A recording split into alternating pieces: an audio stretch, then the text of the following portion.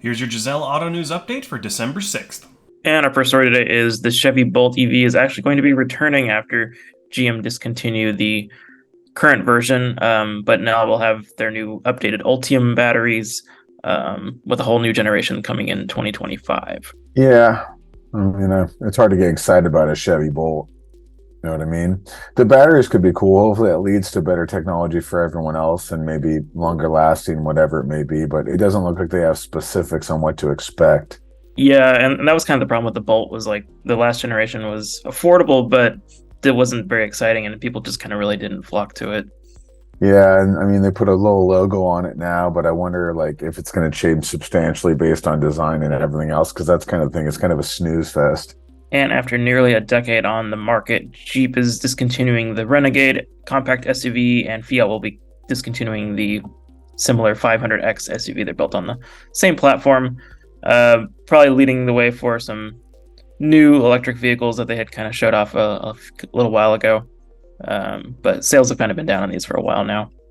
Yeah, I don't think you're missing nothing. I actually had one of those as a loaner once, the Renegades, and that thing was a giant turd.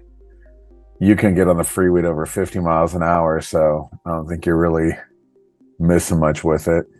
Yeah, the biggest complaint was definitely always power on those because they put a very tiny engines in there for kind of how heavy it was. Yeah, it's just, I don't know what they expected. It's like horse and carriage. And the Fiat 500 will be coming back to the United States for 2024 with the new 500e Red Edition, about $34,000, but only a driving range of about 150 miles, which I think will kind of limit its popularity here. Pass. Nothing good. Nothing good about that. I feel like you're Yeah, dead. for the money, like you can get so much better of an EV if you're And you're dead interested in in a that. car accident.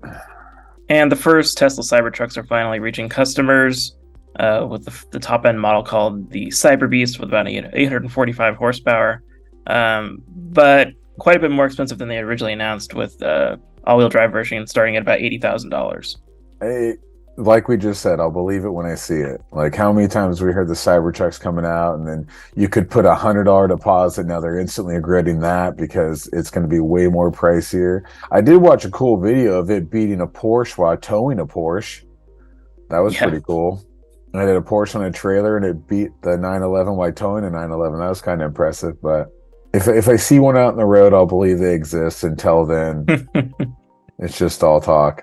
And Volvo has announced the pricing for their new EX90 three-row SUV. It's going to be starting at around $78,000, which puts it quite a bit higher than the current XC90. But I do think it actually looks, pretty good. It's got shares a lot of similarities with the XC90 in terms of styling.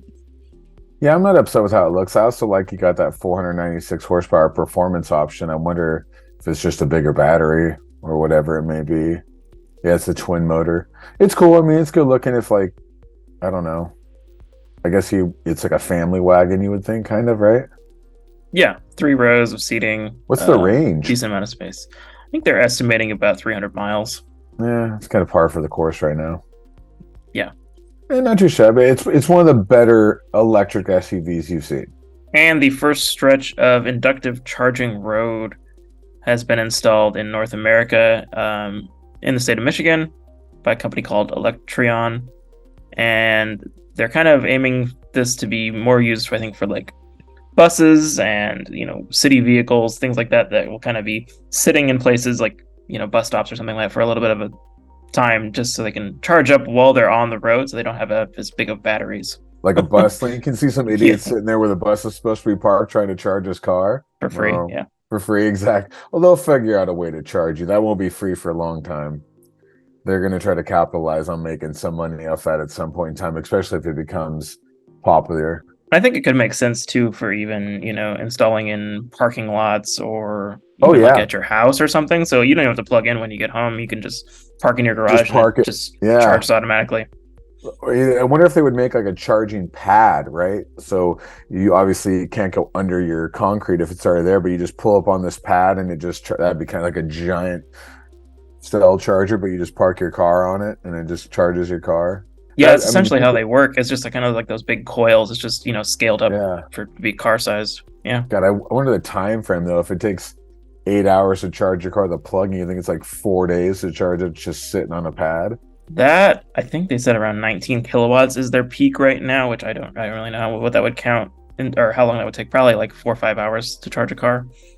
I mean, that wouldn't be too bad. That's Yeah. actually pretty quick. Why gamble with your website? Heading to the 2024 NADA show in Las Vegas? Well, Jazel's going to be there. We'll be at the Las Vegas Convention Center from February 1st through February 4th. You can come and find us at booth 7529N in the North Hall. And as always, make sure to like, comment, and subscribe. Follow us here on YouTube and all of our social media platforms for more content coming soon.